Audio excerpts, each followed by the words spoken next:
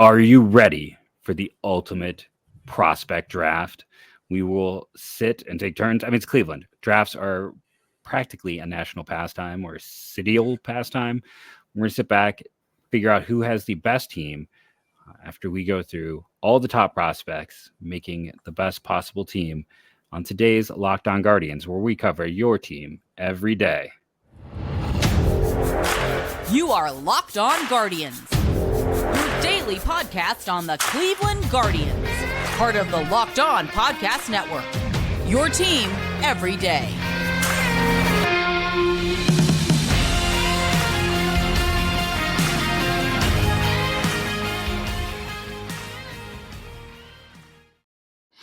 Hello, everyone, and welcome to the show. I am Jeff Ellis. I got Justin over there. This is Locked On Guardians. I want to thank you for making Locked On Guardians your first listen today and every day. And as we say on the network, your team every day. We'll get into the Guardians. Today we're getting into Guardians prospects. But first, let's talk some TV.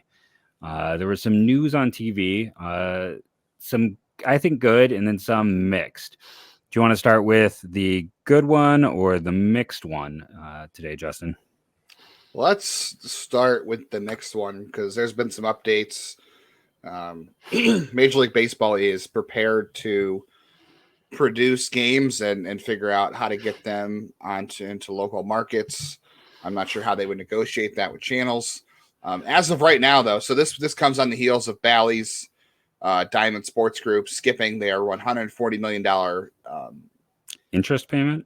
Yeah, it's an interest payment, right? Interest. So they have 30 days now to figure out what their next move is, whether that's making the payment or trying to keep the contract solvent or figure out what bankruptcy looks like. And their statement in the press release said that to continue progressing on ongoing discussions with creditors and stakeholders regarding potential strategic alternatives and deleveraging transactions to best position DSG for the future. And it sounds like business is expected to continue as usual, broadcasting live quality sports and while addressing the balance sheet. So in the short term, nothing really is going to change. Who knows how long that lasts, but Rob Manfred did say today that Major League Baseball is prepared to step in and produce the games and figure out how to get them into local markets.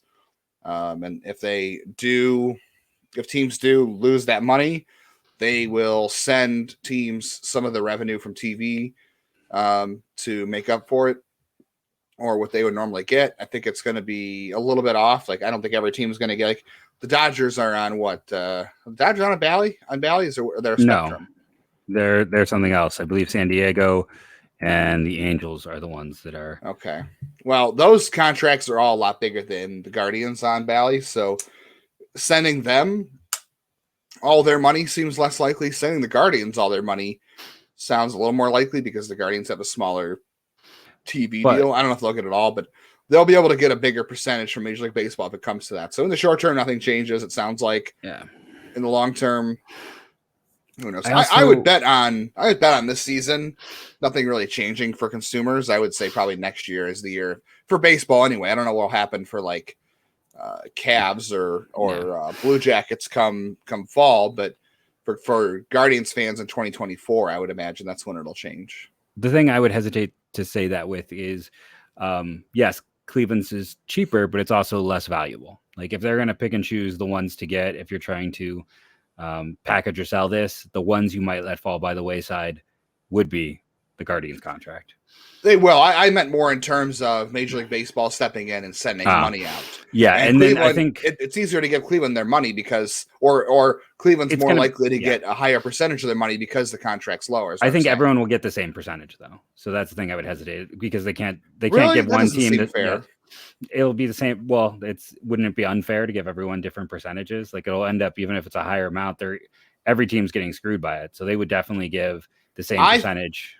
Every team should get the same percentage, but the percentage is going to be different for every team, because obviously the Angels if you give Cleveland half its total contract and you give the Angels half its total contract, what it's due, those are going to be different numbers, right? Because the Angels is worth more. But I think they're going to get less of the total. Cleveland will get closer to its total, is what I'm saying. 50% for Cleveland will be more than 50% for Well, it's the still Angels 50%. possibly.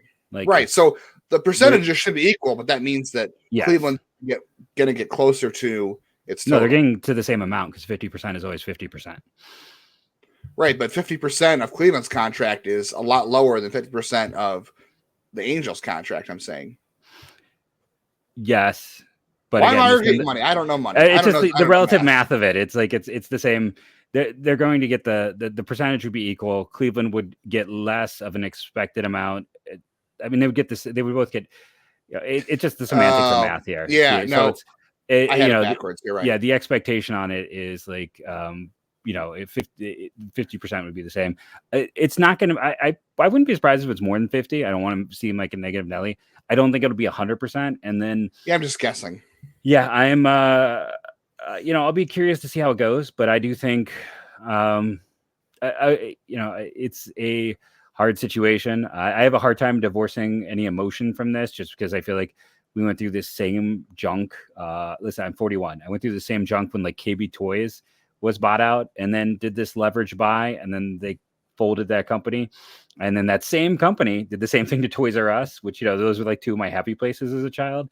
So this is the same BS approach to buying things that caused those two things to fall apart. So I'm kind of annoyed at Bally's, and you're like, but why is it Bally's and it's Diamond Group? Well, the Diamond Group incurred the debt, so when the bankruptcy happens, Diamond incurs it, but Bally's still stays fine. Like the mothership is okay. This is a subsidiary.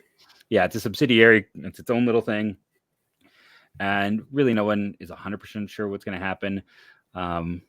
But at least they have things in place, and it's kind of awesome in a way that they moved that quickly, that they were aware.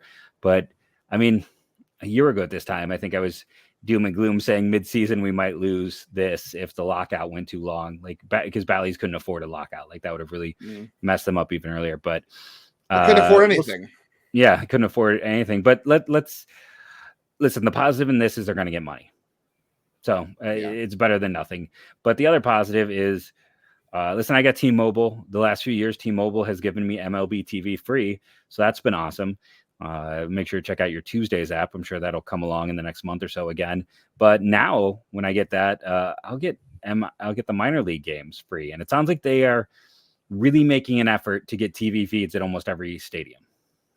Yeah, Lake County Captains officially said today. This has been said for a while. We knew like a month ago when new ownership took over in Lake County, this is going to happen. But Lake County will finally have MLB TV. The other thing, though, really is the quality, right? Like there are some MLB. I'm not going to say who because I'm not going to shame anybody, but there are some feeds where it's unwatchable and it's not worth even watching because you can listen, but you're not getting anything out of the video feed. And for my purposes, for scouting, if I can't be there in person, some of the feeds just you can't glean anything from. Watching on TV isn't the same as being there in person anyway, but you're not getting as much out of their feed because it's poor quality. So the next step is, I know I'm this is supposed to be positive. The next step though is a standardized level of quality because some people are sorely lagging behind. Oh, you're totally spoiled, Justin. I grew up with watching Canton Akron games when it was in Canton, and I say Canton Akron because yes, it used to be in Canton.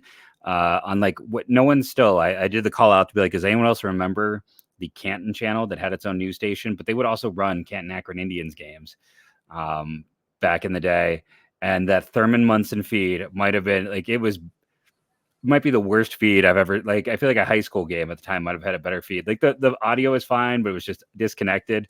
So as you're talking about bad feeds, I'm like, oh, nothing's going to be as bad as that one. Nothing. But again, from a scouting point of view, this was, it was like a side view. I remember watching David Miller strike out to end a game and someone made a Star Wars reference, but it'd be nice to be able to watch. And I'm hoping that the MILB side of it's not going to have any blackout restrictions because that'd just be dumb. Like who's going to benefit? Won't. Like you should sit there and make it so anyone can watch your young stars of tomorrow. What they should do is make like the red zone of top prospects. Like this guy is pitching, this guy is hitting. Yeah. If you did like the red zone version, but a prospect, like I bet a lot of people would pay like $5-10 extra bucks. Like, would it be that, expensive if a lot of people did it? Like I'd pay extra money for that. Wouldn't you? That's my that channel. Idea. Absolutely. Yeah. Yeah. I don't think there's any risk of blackout issues with that because the blackout issues are largely due to the regional sports networks. The only reason MLB TV has blackout rules is because of the regional sports networks contract. So when those go kaput with this whole Bally's Diamond Sports Group things, that might also get dropped too. So it won't be a big deal.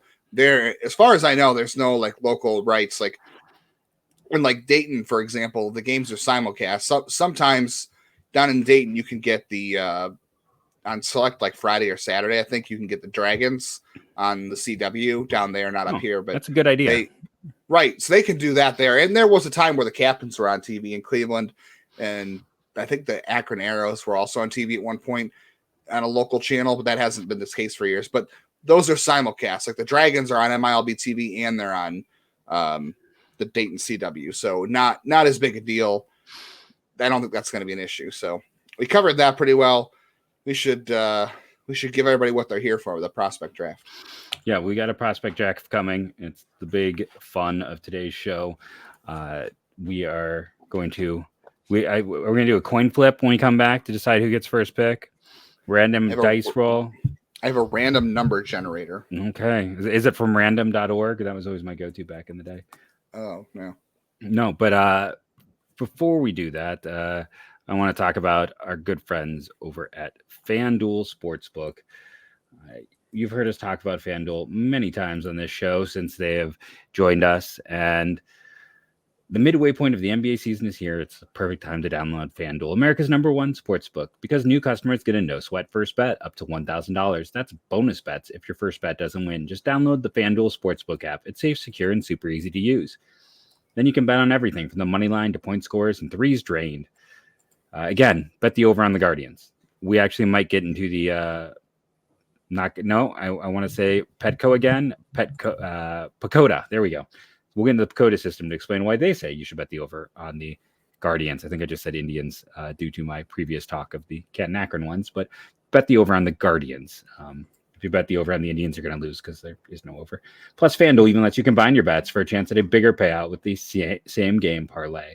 Don't miss your chance to get your no-sweat first bet up to $1,000 in bonus bets when you go to FanDuel.com/lockedon. That's FanDuel.com/lockedon to learn more. Make every moment more with FanDuel, an official sports betting partner of the NBA. All right. What we'll do is a shuffled deck. I have a random. I might be able to share my screen and do this, but nobody listening on audio can hear it, so it doesn't really matter. Do you want to draw first? Do you want me to draw first? You can go first. So I can. All right. Figure out how this will work. Draw for. All right. Whoever has the higher card wins and gets to pick when, or gets to decide when they pick. Well, I guess you want the first overall pick. Anyway. Are we doing snake? I assume we're doing snake, right? Yes, snake. Okay, so I'll draw first. I have a 2 of diamonds, so literally you might as well just. I don't know. Is ace high or low? We didn't discuss this. I got a 2 of diamonds, so I would have thought ace high personally, but I mean, that's all right. Also well, serving now. You are I'll get driving, a 2, right? You know, no, you got a 9 at 9 of clubs. So okay, Jeff, you are drafting first in our prospect draft. So here's the roster I have set up for us because we didn't really discuss this. So we'll each pick a catcher, all the positions, 3 outfielders. Doesn't have to be, obviously one of us. We're going to pick center fielders because we're not going to pick guys that can't play center field. But we'll do the 9-man lineup. We'll do a utility player for our bench. We'll do 5 starting pitchers, and we'll do 2 relievers. Doesn't have to be lefty or righty. It can be anyone you want. I have my top prospect list on my second screen over here, and I'm going to put mine in green and yours in red because those are my go-to colors, so I can see as players are selected as well to help. I've got a sheet to keep us. So go ahead. We have multiple systems. So I kind of talked about this yesterday, but I'm going to not go with one of my top 3 prospects. I'm going to go with number 4, Bo Naylor. And the reason is, I can come back and get one of those 3 pitchers, and I'm very high on some of the other guys. But catcher, listen, I like Lavastida, but that's probably the biggest positional drop in this system. It's catcher, first base, or third base. Like those are the 3 spots there aren't a lot of depth. Naylor is it's bad. Yeah, and he's a special athlete for the position. He'd be a plus athlete, I feel like, anywhere on the diamond, but a catcher, he's like a plus athlete. He's not going to be a great defender, but he should be good enough. and the offensive ceiling is there, and there's nothing else. So I'm doing that thing where I'm going for positional value. And again, he's my 4th rated prospect, 3 pitchers ahead. I'll get at least one of my pitchers with this next selection, and I'll get one of the 2 guys that I'm very high on. Or no, you could get both. That's right, snake draft. So we'll see how it goes. Sorry, Cat decided to steal my earbuds there. But your turn. Yeah, with I'll take our top prospect, both of our top prospect. I will start out with Tanner Bybee, as we talked about yesterday. He is both of our top prospect in the system this year. We had some people who decided they thought that we were short-sighted when it came to our thoughts on Tanner Bybee. Let me tell you, I saw Tanner Bybee pitch in person quite a few times last year. Nobody mentioned Shane Bieber yesterday. Not scouting the stat line.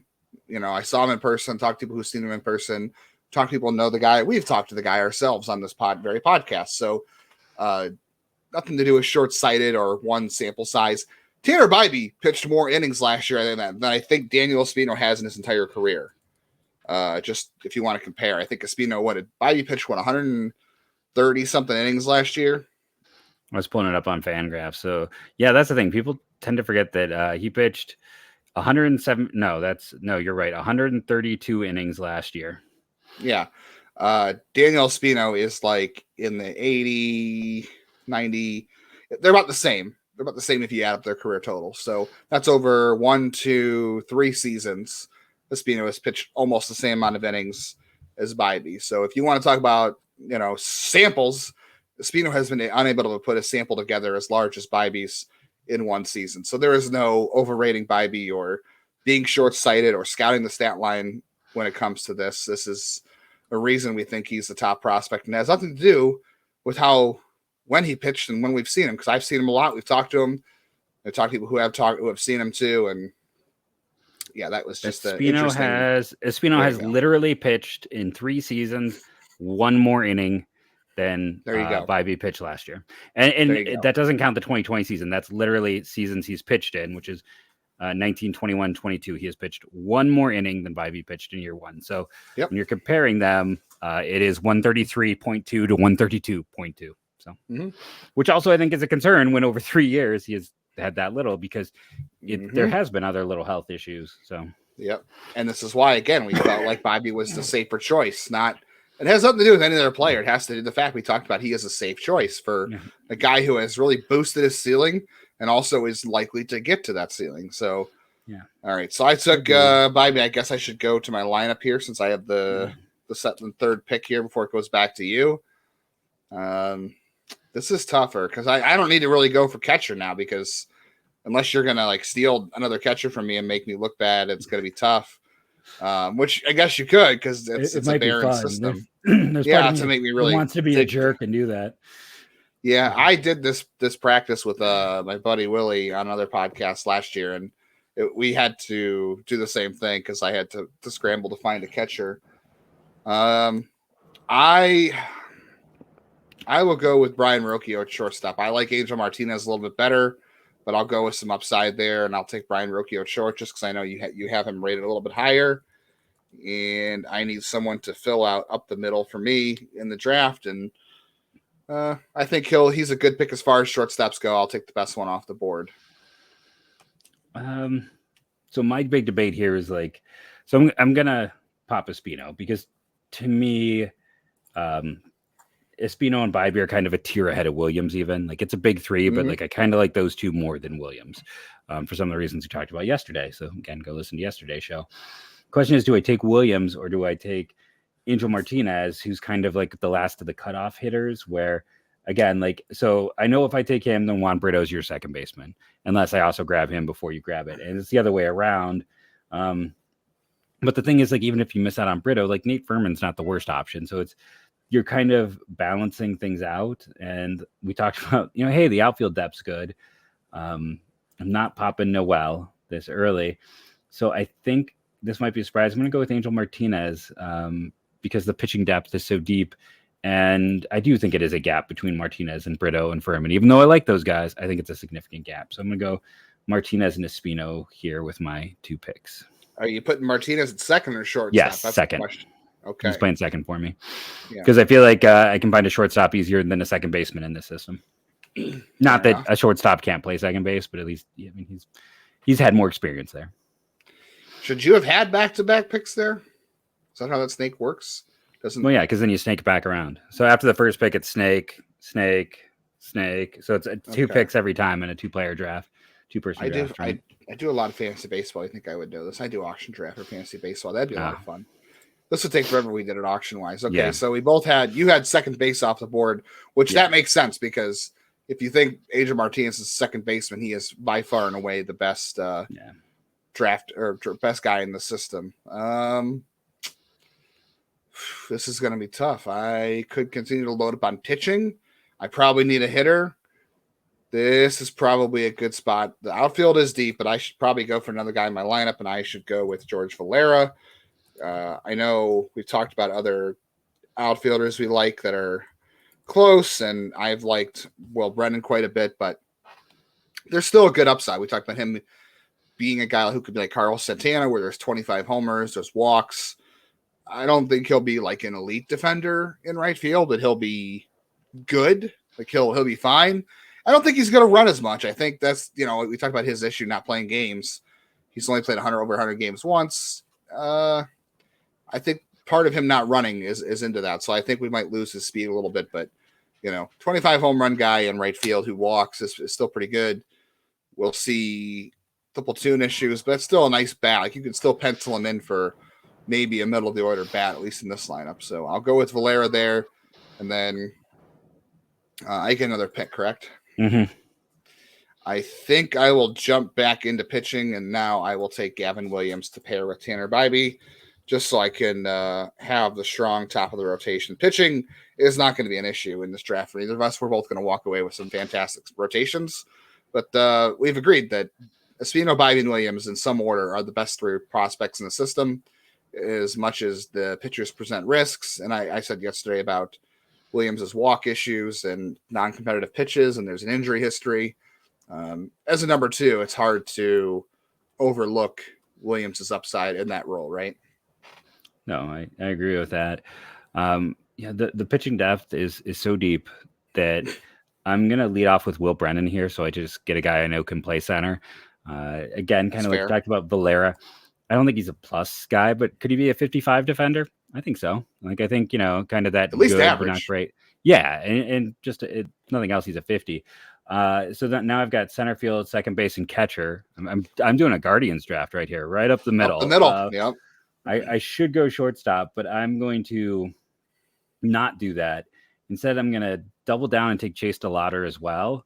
Oh, man. So I can get another athlete. I do like the outfield group, but I like the pitching depth more. There's like 3 pitchers I really like here, and my big thing is to try to get one of them. But now I've got 2 outfield spots taken care of, and yeah, there's still like Churio and Halpin, but it starts to get a little thinner after them. So I'm kind of, it does. I'm doubling down on the outfield spot. Listen, DeLauder, so much of it's based off of him absolutely destroying the Cape. If the draft had happened after the Cape last year, he goes in the top 3 picks. I'm confident of that. Mm-hmm. Then, he got hurt, and he's gotten hurt a lot in college, and we'll see what happens. But there's high ceiling there. So I'm gonna take a gamble on some ceiling, maybe get a middle of the order bat. Yeah, that's fair. I think I agree with you on DeLauder. I think that there's always the issue of competition too, where he played. Had he played a full season and not gotten hurt, I also wonder where he would have gone in that draft as well. I think there's a good chance he could have moved up some boards. I'll make my back-to-back picks, and we'll have to do this on the other side. But this is going to be a really tough one because you just took the 2 best hitters, I think, off the board on my list. Like, Naylor's gone, Rocchio's gone, Martinez is gone. The next best hitter on my board at this point is Gabriel Arias. And am I allowed to cheat and put him somewhere else besides shortstop, or we have to? I think so. I think you can put him in cheat a little bit. I think, he's played other positions. It's not like he's only a shortstop. Like, if you were like, I'm going to put him at catcher, I'd be like, hold on. But, like... it could work. He's got the arm for it, right? He does have the arm for it. He could play. He could play anywhere with his arm. He could catch. He could play outfield. But, that's the thing. It's like he's what, shortstop, second, and third. It'd be kind of limited to those roles. And part of me says I should say no, just so I can get him myself. But He's also my top available bat. Yeah, mine too. So I'm going to go with him there. I'm going to put him at third base because obviously he's a waste at second base. The arm. Why would you put Giblar at second base when you have that kind of arm, right? So I'm going to put him there at third base because there's not a lot of third base prospects in this system. There's one. I imagine you'll take him now if I don't, cheat you out of him at some point. But there's really one, so it's pretty bad. So this would be a good time to take him. And then I will continue to build up pitching, and I will take Logan Allen for my next pick. I think that's the most obvious place to put him. There's other guys. Look, I could have gone with Cantillo. I could have gone with Justin Campbell. But Logan Allen kind of sticks around with Bybee. It doesn't have the upside of Bybee, but he's safe. And he fits in very nicely at number 3 in the rotation. And I think he could be up at some point this year. And I'll take my picks in a second, and you're going to want to tune in because I'm going to be a total dick here in a moment, which is always good for TV, radio. So make sure you are sticking around to hear who I take and why I'm taking them and why I am a jerk, as always, on today's episode of Locked On Guardians. Okay, so I'm going to start off by taking my top available player, which is not the jerk move. I'm going to take Cody Morris. He is 7th on my board. Great value. It's starter, reliever. I don't care. The guy gets guys out. It's guys out. And is just a top level player. Now, when I go down my board, the next best outfielder is Jason Chourio, or next best hitter. So I'm going to take my third outfielder. And this is my dick move. I I love the athleticism and ceiling of my outfield with those 3. With Chourio, DeLauder, and Brennan, and I'm feeling pretty good about that. And that is I'm a jerk. Who knows? Maybe I'll come back and take Petey Halpin for my bench next round. They just if you don't grab me. Nobody. Wow, I will be taking nobody in the outfield at that point. Yeah, wow, you're gonna have to take Noel as an outfielder. I know. Oh yeah, boy, that's not good. I'm glad I grabbed Valera early on because Well, you're in tight. You got 2 left-handed hitters in your outfield, and you got Chourio now, who is a switch hitter, so that's a nice pairing. That's going to be tough, man. Remember, comment below your thoughts. Where you disagree with this draft, where we're making critical mistakes, what is what's funny, or what's your favorite picks, and then of course at the end, how my team's going to win. I'm kidding. Whatever team we think is going to win. Your team's going to hit. That's for sure. Yes. The question is, can your pitchers so far stay on the field? Yes, the health is a concern. My team, for someone who is injury averse, I have Espino, Morris, and DeLauder. If I go right down my list, I'm going with another pitcher. I don't know if I want to do that. To kind of need to find a hitter here. I don't want to take the next hitter on my board because that's not who I like right here, even though there's upside. Boy, this is really tough. I was really planning to going right off my rankings, but your outfield list just kind of threw me for a loop. So I'm gonna go ahead and force you to take guys that have injury problems pitching wise. So I'm gonna take Justin Campbell here because your rotation already has a lot of risk, and we don't really know how Justin Campbell's pitching or how his health is going to be. I guess he was healthy in college, and I expect him to be the next Guardians pitching prospect that takes off this year, being a top 100 guy at some point this season, kind of the way Bybee made his move. And that leaves a lot more risk on the board pitching wise. He is the next guy that doesn't have health issues on my list. I suppose at this point I should go with the hitter. You know what? I'll go Juan Brito at second base. I was thinking about going Nate Furman there, but I'm going to go with Brito because we have a little bit of major league data on him. The team clearly likes him. He's on the 40-man roster already.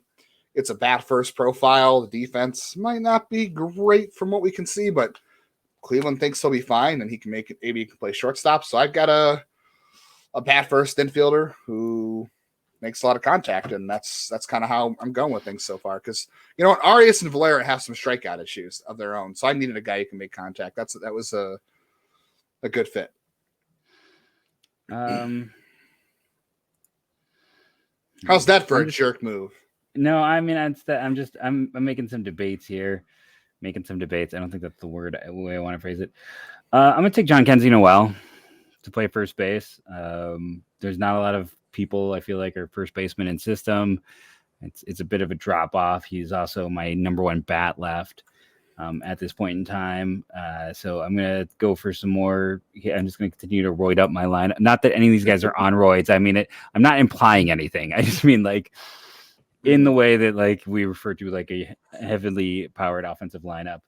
And then I don't want to get left out in the cold. And I do like his potential and growth. So I'm going to grab a Gabby to play third base as well. And I'm going to take Gabby Rodriguez here.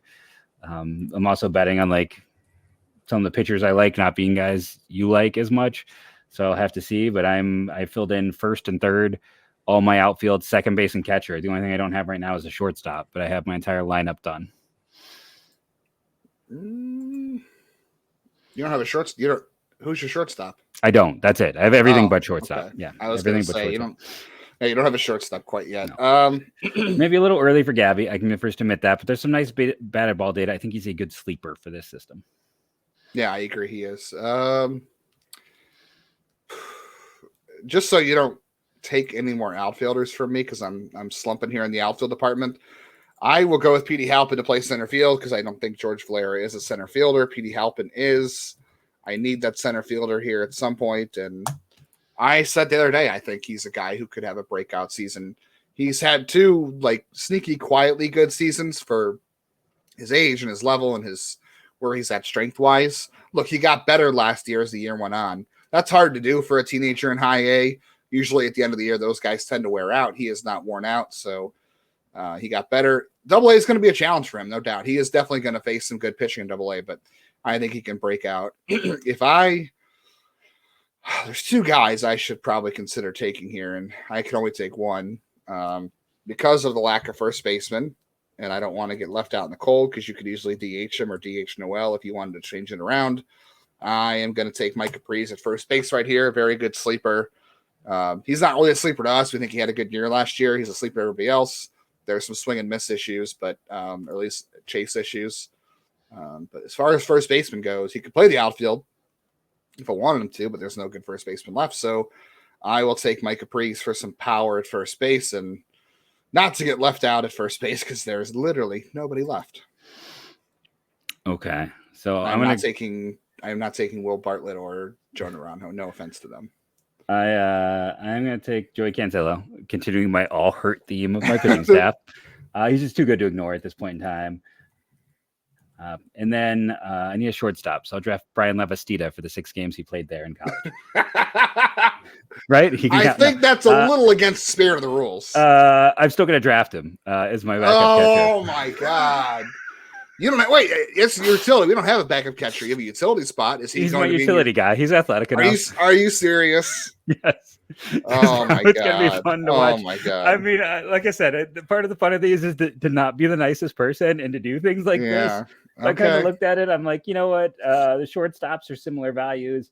There is probably a starter. I think you'll probably grab a starter as one of your picks here. If I'm being honest, I'm expecting a starter to come off here. But I kind of like a few different starters. I got about 3 guys that are I'm realizing I kind of like more than even where I had them ranked as we're doing this.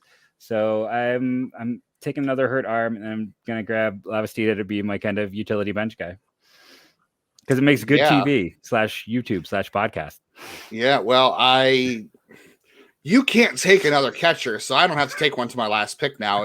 Which is good because there's no other catchers in my rankings. Like, I have guys that are sleeper catchers that are teenagers still that can't even vote or buy alcohol. But okay. Well, I don't have to worry about catching now because you literally can't draft anybody yet. Well, you do have a DH spot. I guess you could do that. That would be a real not nice. Grab Victor Isturis as my. Yeah. Jeez. Okay. Yeah, you're right. I am going to go with the starter here. I'm going to go with Jack Leftwich. That's round out my rotation. He's going to round out my rotation here because we both think that he is going to have a big year. A lot of people think he had a big year last year. I think he's a little underrated. He's got to stay healthy. He did have a bit of an elbow issue at the end of the year, but he's ready to go. has improved his changeup, is improving the fastball shape. He's got a sweeper. So I think that's a good pick at 22. And my rotation is all filled out. And I need to go back to hitting here. This is going to be brutal because I have my infield pretty much set. I need an outfielder. But, boy, outfielders at this point is pretty bad, right? Like, there's not anybody left. Do you have a set? You do. So you need an outfielder and a catcher. Yeah, outfield's going to be tough, and I'm just going to ignore catcher and see what you do. Because you don't want to know what? At this point, none of my catchers are going to be good no matter who I take. So I'm just going to throw caution to the wind and leave catcher out. Maybe I should just go with my best hitter as a utility and just move on from there. I guess I should look at who you need. You still need a shortstop. Yeah, or I can shift Angel Martinez. You could. I need an infielder. My utility infielder is going to be Angel Janau, just to see how you play that one out. I'm really excited. This is Lynchburg I already had on my LBTV last year. It was a okay setup. No offense to anybody listening who might be affiliated with Lynchburg Hillcats. It was an okay setup last year. It could be better. But I hope all the organizations in the Carolina League are on MLB TV because I am excited to see what Angel Janau can do. I feel like he's gotten the pandemic really kind of lost him as a big signing when they got him on the international class, and he could have already debuted. And I think he'll be an exciting infielder to watch and could be the next shortstop that pops up on this list. So my DH/utility guy is going to be David Fry. If you're, yeah, okay, yeah. That was going to be my catcher. I said, you know what? I was going to say, you know what? Screw it. I don't care who my catcher is because look, David Fry's fine, but I just said screw it. What's the point in drafting? So I got Lavastida DHing with Fry, him and Fry splitting those roles because you have three catchers. You have three catchers who could all play other positions. Yeah. Naylor can spend some time at third. I'm going for flexibility here. Fry can play first and third. Yeah. Lavastida might be able to play infield too. Yeah, that's fun. It's interesting. It is interesting though to go back to your picks. Leftwich and Janau are the first guys who were back to back on my prospect list that someone has taken. And then I'm going to grab Tim Herron to be my closer because he is significantly the highest reliever I have listed. So again, I'm kind of going for value relative to position compared to depth. So this isn't it's not just David Fry is currently 50th on my list. Why did I grab him here? Because I like screw me. Screw you. Screw me. You don't care about the flexibility. You were trying to screw me. Let's be honest. But he is also perfect for the utility role. Like he is a perfect utility because it's first, third, it's catcher. You could probably have him play about any position and he could probably handle it outside of maybe not short or second, but I bet he could play outfield in a pinch. So I mean, part of it's also fun. Like I said, I think this makes for good podcasting with me being the jerk in this, but for sure. I still don't have Justin Boyd anywhere on my list. I don't know where to rank him. There's not a lot of outfielders left. Like Jake Fox played enough outfield last year. He could maybe qualify there, I suppose, for our purposes, but we don't know if he's going to stick there long term. You got to really move through this thing. All right, let me take my sleeper from our other podcasts. I will go with Wilfredo Antunez. That's nice outfield choice. Yeah. Yeah, I mean, it's a risk. If he pops, it looks great, because I already have the certainty in Valera, and I have two guys I think could pop on the list this year. So I'll take Antunez and see where it goes. I do think he can be a breakout, but it is a big, big risk. I will also dip into the reliever pool with you. I will take Davis Sharp. I think he is the next best reliever on my list. Yep, agreed. Yeah, and I think he stays in that reliever role, even if it's a multi-inning role. I think he'll stay there. So I will start my bullpen with Davis Sharp. And there's really not a lot of quality options left. Okay, so I'm going to take Parker Messick with my first pick. I've been high on him. He's far as I can think, I don't think there's any health issues. It gives me two lefties in that pen, so that's kind of interesting overall with that. And then the debate is my infielder or pitcher. And, I think I'm going to grab another pitcher here, and I'm going to grab Ryan Webb, 3 lefties. Ooh, wow. I like Gehres and Curry. They might be more relievers long term. Webb is another guy who I think you really want to keep your eyes on as a potential breakout helium guy for next year. And I think it gives my pitching staff a really interesting look. But it is also like made of paper mache, like with Webb, Cantillo, Espino, and Morris, a stiff breeze, and I need an entirely new pitching staff. Let's see. I still have to fill out my DH spot. There's not a lot of DHs on this list. Like, there's not a lot of guys I feel like are going to be DHs. Like, I'm not going to move Prees out of his spot. I've got other guys who can hit and play positions. So the next best hitter on my board is actually Jose Tena. But I don't know. As a DH, I have some doubts about that. If I really want to reach down my list for a hitter who could be a true DH, like I could go with Alexandre Planez, but that's pretty way down the list. So I'll just throw Jose Tena in there because he's the next best hitter on my list. I'm not super excited about it as the reasons I said in past podcasts, but in the interest of time and just getting the best hitter off my board, I will go there. And for my last bullpen spot, I'm going to go with Cade Smith. He is the next best reliever on my board. Zips likes him a lot. There's not a lot of other choices on my list relief-wise. Like I don't know, man, the relievers. That's it. Those are my Nick Mikolajic's there, but obviously the year he had last year is a little concerning, so I didn't want to go with him there. So my bullpen finishes with Davis Sharp and Cade Smith, no lefties, because there are no lefties to consider in the bullpen at this point. Missy Isaac, I guess I could have, but I'm not going there just for a lefty because I want a guy with power stuff, and Cade Smith has somewhat power stuff. So Nate Furman's still on the board, so I'm going to draft him. He'll play second for me. Martinez will play short. I'm going to shift them. I got that. That completes my starters for this team. I've got 5 starters, 1 reliever, and I've got my bench guy. So I need to go with another reliever here, right? Because there's just the one. Mm-hmm. So my final pick. Just kind of looking at who I do like Misiazic would be. Then I have 2 lefty relievers. I'm going to go with Ethan Hankins, which again, does that count? Can that count? I don't know. He has never been a reliever. Okay, then we'll say no. I just think that's his. For me, that's his future role. I do too. He hasn't been a reliever yet. And then it also means I can't take a Gaddis or Curry in that role because they haven't done that yet. Correct. So if I'm looking at who's actually done that role, I'm just debating. I know I need to poop or get off the pot, but there's Miklo Jack who really struggled last year. There's Misiazic who had just great numbers across the board, but doesn't have, as you said, the biggest stuff. Then Hunter Stanley is the guy who has good stuff, but would continue my team injury. We just got a guy in a full body cast. Like that's our mascot.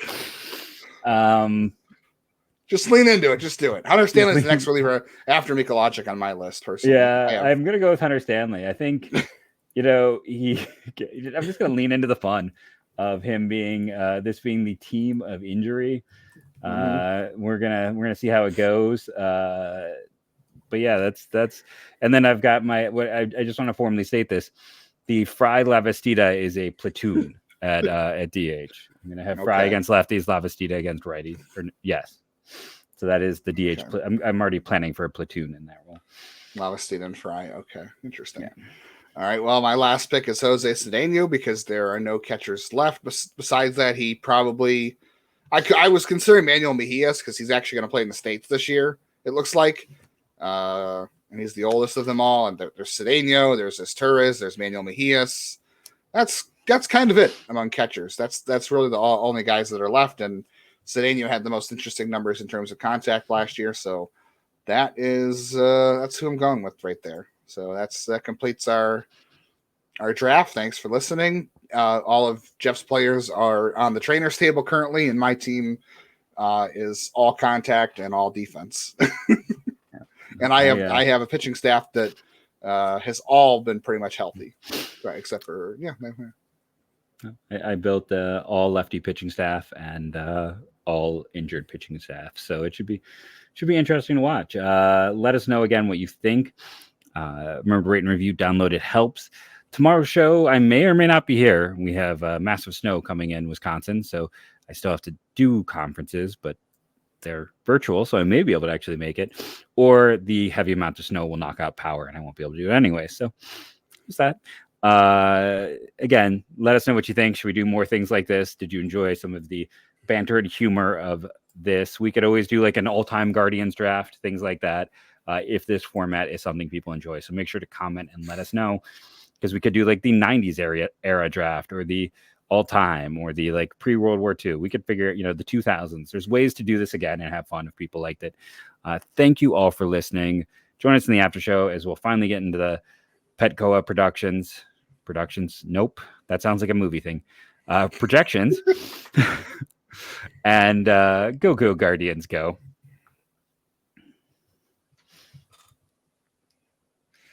For those of you watching on YouTube, I put the screenshot up there of our team. So if you want to pause it and take a look and comment below what you think, and we'll throw a poll on it on Twitter. But I threw it up there on the overlay too, so you can see our our picks as well.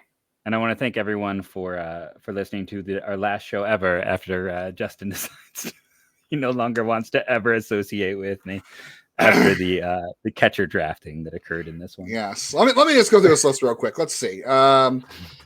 Well, hey, Gabriel Rodriguez had surgery at the end of the season, so that's, he's healthy now. He's healthy now, but we got Gabriel Rodriguez surgery. Daniel Espino, not surgery, but hurt. Cody Morris, 3 injuries plus Tommy John. Joey Cantillo, back-to-back shoulder injuries. Ryan Webb, Tommy John. Hunter Stanley out all year. Brian Lavastida, a hamstring injury last year. Bo Naylor had an injury, a bunch of small injuries in 21. Yeah. Jenkins Noel had some injuries in 2021 as well. Yeah, so team injury. My team will definitely be. Well, my team will be healthy in yours all year. I want someone to, if you're artistic, draw us a picture, tweet it at us what my mascot would be for team injury. That'll be something fun to see. I'm looking forward to some fun takes on what team injuries mascot would look like. But no, I like the ceiling on mine. I like the lineup a lot on mine. I will say that. Like, yeah, the DH spot's going to be weaker, but at the same time, it's like, if I didn't grab all of the catchers, it's like if you had grabbed one of the catchers, like Jake Fox is Diane Frias or Milan Tolentino, or Justin Boyd, who neither of us ended up drafting because I was already loaded outfielder. Like Justin Boyd probably actually would have ended up being my DH selection if I hadn't done that. But I did the same thing you with Angel Janau. I probably have 3 of the best shortstops in the system right now. I think you do. The 3 best shortstops. 4 if you include Tana. Yeah. So I kept for sure. I'm playing. I had the real Guardians draft. I drafted all the shortstops. You drafted 2 guys you think are second basemen. So who had the Guardians draft? You filled out your middle up the middle first, but I took all the shortstops and I took all the college pitchers. You took 2 high school pitchers. Was Cantillo and Espino both were. Webb was not. Messick was not, and then just Espino and Cantillo. But I didn't take any high school pitchers. You did, and I took all the up the middle. I had the Guardians draft. I had the shortstops and the college pitching. Yeah, no, I definitely. Like I said, it's a weird draft for me because I'm typically pretty risk averse, but no, I ended up having it's a fun one to talk about and to look at. I think, according to my list, Hunter Gehres and Xavier Curry, like my top 5 prospects not drafted: Gehres, Curry, Denholm, Fox, Zibin, Boyd. Yeah. Who are your top 5 left? Oh boy. Who I didn't pick. My top guys, I skipped over Curry and Gaddis just because I think they're relievers, even though they have been relievers. I wasn't trying to cheat the system like some people. The next guy on my list after those 2 who wasn't taken, the next hitter on my list was Welbin Francisca. So I could have taken another infielder, I guess. I was just going to go with all infielder. I don't include him on my list. Yeah, if I didn't include him, my next guy would have been Jake Fox and Yerlin Luis. Oh, Joe Lampe. I'm sorry. I still don't have Boyd on my list, though, but Boyd probably would have been around there, too. You're right. I assume Zibin would have been your top 5 guys left, right? Wasn't he somewhere in your 20s? Yeah, he was my top 10 pitching prospects. No, he wasn't in my 20s. I have Zibin at 25. Yeah, you're right. So, so PECOTA, we kind of agree that Curry, Gehres, and Zibin were probably 3 of the guys. Yeah. Baseball Prospectus's annual projection. I had the definition up yesterday. We didn't get to it, but let me see if I can pull it up again. The one I cannot say, correct? PECOTA Projections. PECOTA. Yeah, it is. Is it named for Bill PECOTA? I don't know if I don't know, but it stands for Player Empirical Comparison. It is, yes. Optimization Test Algorithm. Anyway, they've created been doing by this who created it? Do you know who created it? Clay Davenport? Nope. Nate Silver. Oh, that's right. I forgot. That's one of the stats they still use that Nate Silver came up with. Now he has gone on to political modeling and driving everybody nuts. Yeah. But it's Bill PECOTA is who it's named for, a guy who played for the Royals, Mets, and Braves in the 80s through the early 90s. Interesting. Well, fitting that he was a Royal because they seem to get the Royals projections wrong every year. At least they did in the couple of years the Royals made the playoffs. This year, PECOTA has the Guardians winning 89 games, so that would give them the over on FanDuel. So, again, take the over on the Guardians if you believe PECOTA. They have the Twins winning 86 games. So that's an interesting gap between the two. I'm not going to pretend to know how the sauce is made for PECOTA because obviously I'm not Nate Silver, as you've heard me talk about math and numbers lots of times in this podcast, and probably shaking your head that I passed any high school math course once upon a time. But basically what PECOTA does, like any other projection system, is they run simulations millions of times and they average the outcomes, and they have a little graph that shows like all the outcomes that came up with it, and the majority of the outcomes were the Guardians winning 89 games. There were scenarios where they won less. There were scenarios where they won more. The error bars are all there in that. So 89 is where they came out with the highest percentage of the time, with the Twins winning 86. And I don't remember what the White Sox were, but they are irrelevant because they had a joke of an offseason and they're having a joke of a spring training so far. And I don't really care. I don't care. The White Sox, if you think the White Sox can be better just because they're going to be managed better this year and because they're not going to have weird defensive alignments, maybe, but I'm not super concerned about them. But the Twins one is interesting, so I agree. 89 wins to 90 wins sounds about right to me. And that might be enough to win the division. I know the Twins could be better. Depends on their pitching. I still think their pitching stinks, but yeah, I think if Cleveland can win 90 games, they have a pretty good shot of winning the division. Yeah, it's so this system looks through tons of data and basically it's trying to find comparable players, and then using that comparable player, going through those projections. I think it's interesting that when it was put together, he's by a considerable margin, the most important pitching statistics are strikeout rate, walk rate, home runs allowed, lefty, righty breakdowns. That those 4 are the ones that stand out. And, if you've ever read any of my draft data over the years, I don't think I knew that until now. But that I've always been the walk and strikeout guy. And we've talked about that on the show. You and I both are. And, it's like, it's one of those things that we know this, like, even though we didn't know that's the basis for this system, maybe till now.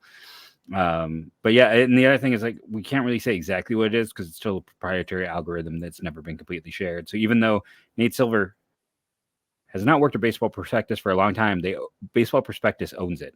So let that be kind of a lesson of creating a system while you work for a company. Yeah, it's a good point. It's very different than, like, say, they still get to sit there and run that out, but like we don't have Chris Mitchell's Cato anymore, which I loved and I talked about on the show, but he got to own that. So when he left Fangraphs, and also speak to something about he works for a team now. He works for the Remember Twins. we looked at it. He does work for He the works Twins. for the Twins. But, like when Nate Silver left, he didn't get to take his projection with him. They're still running and doing it. But Fangraphs let Chris Mitchell have his system. So, I'm just saying it might speak to something about the company models and respecting someone's work. Or maybe Nate Silver is just like, yeah, keep running it. I'm not going to use it, and it's nice. But the other thing I'll point out is that we have seen this system has started to lag a little behind, probably because the guy who invented it stepped away. 2009 is kind of, we started to see a bit of a slippage, and that's kind of kept it where it's not quite. I mean, it used to be really good, like really, really dead on. 2003 through 2004 in particular, it was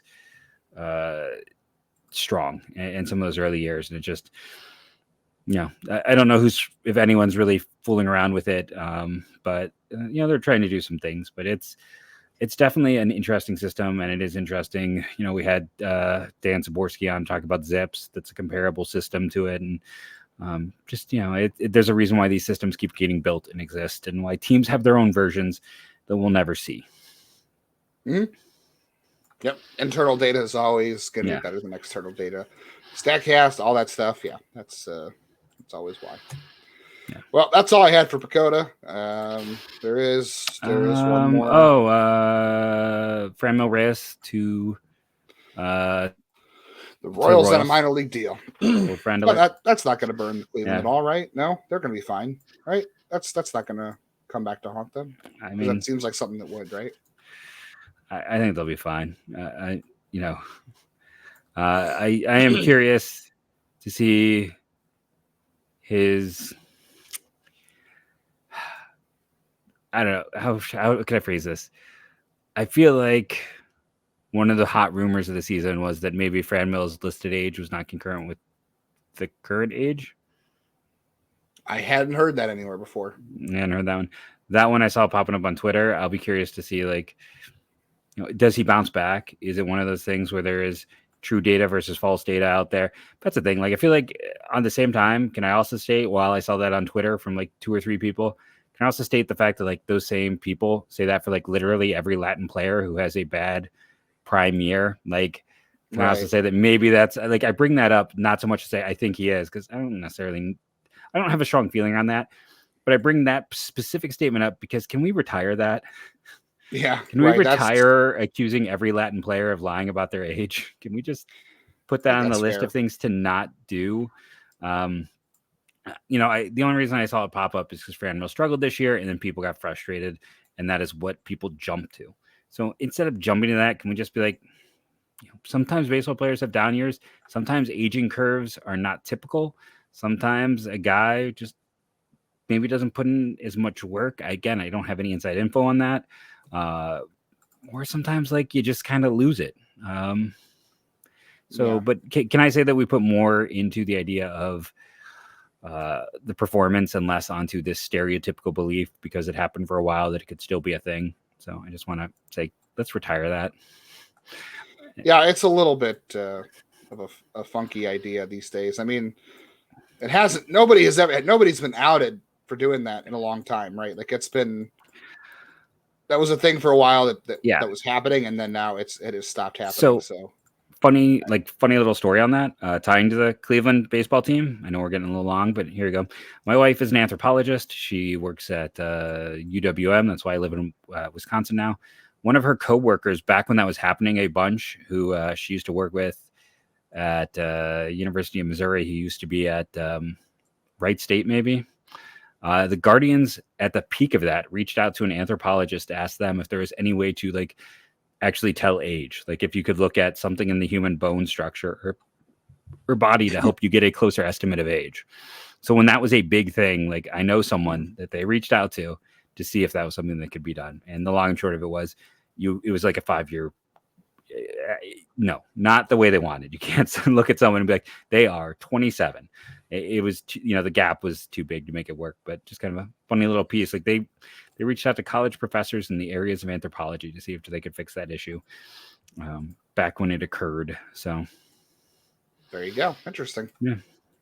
But yeah, no, I just wanted to get on my high horse there. You know, we didn't have as much to talk about with Franmil, so I just wanted to say I'm so tired of certain narratives. It's just the one narrative I would like to push forward is can we bring back goggles for baseball players? The Chris Sabo look needs to come back.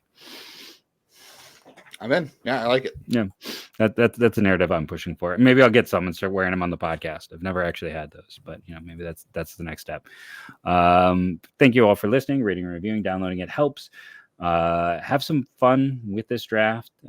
Do a PECOTA simulation of these minor league lineups. Let's see who wins the most games.